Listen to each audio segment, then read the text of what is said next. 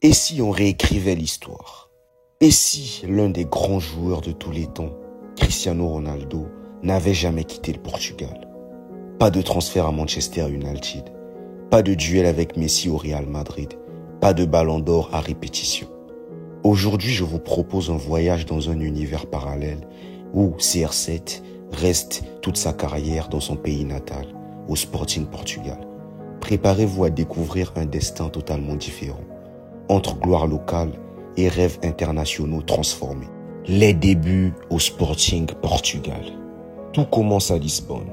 Ronaldo est un jeune joueur du Sporting, à peine 17 ans, rapide, technique, explosif. Il impressionne dès ses débuts, attire les regards. Et dans notre réalité, c'est Manchester United qui l'achète en 2003. Mais imaginons une autre version de l'histoire. Ronaldo décide de rester, peut-être par attachement à son pays, ou alors aucun club ne vient le chercher. Dans ce monde parallèle, Cristiano reste au Portugal, devient titulaire indiscutable et explose dans le championnat portugais.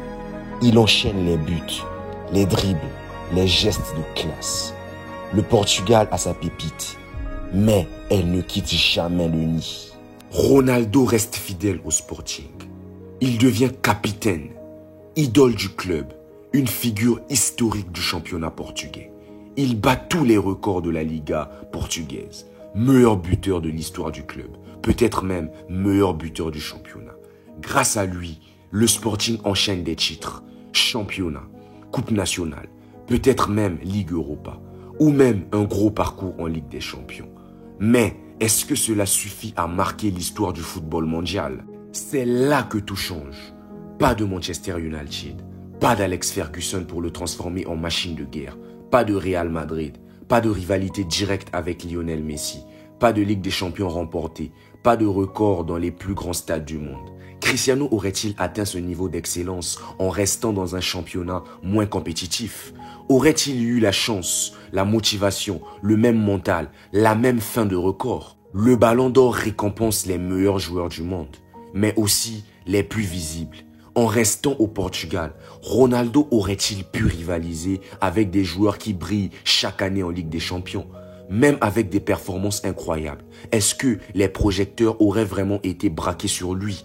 La vérité, c'est que rester au Portugal aurait probablement coûté à Ronaldo ses 5 ballons d'or. Et sans eux, aurait-il été considéré comme l'un des meilleurs joueurs de l'histoire? Maintenant, parlons de la sélection. Ronaldo est resté au Portugal, mais il joue avec les meilleurs du pays en équipe nationale. Il est peut-être plus proche des joueurs locaux, mieux intégrés. Mais sans l'expérience des grands matchs européens, aurait-il été aussi décisif à l'Euro 2016? Sans l'intensité de la Première Ligue et la pression du Real, aurait-il développé ce mental de champion? Par contre, une chose est sûre, si Ronaldo était resté, le championnat portugais aurait changé de dimension. Plus de fans, plus de sponsors, plus de médias. Le Sporting deviendrait un géant européen. Les jeunes Portugais auraient un exemple vivant à suivre chaque semaine dans leur propre championnat. En conclusion, si Cristiano Ronaldo était resté au Portugal, il serait sans doute devenu une légende nationale, un héros local, un symbole de fidélité, de talent brut. Parfois, un seul transfert peut tout changer. Et, dans le cas de Ronaldo, quitter le Portugal, c'était peut-être le plus grand tournant de sa carrière. Et vous, qu'en pensez-vous? Est-ce que Cristiano Ronaldo aurait marqué l'histoire s'il était resté au Portugal? Dites-le moi en commentaire. Likez la vidéo si elle vous a plu et abonnez-vous pour d'autres scénarios fous sur le football. À bientôt.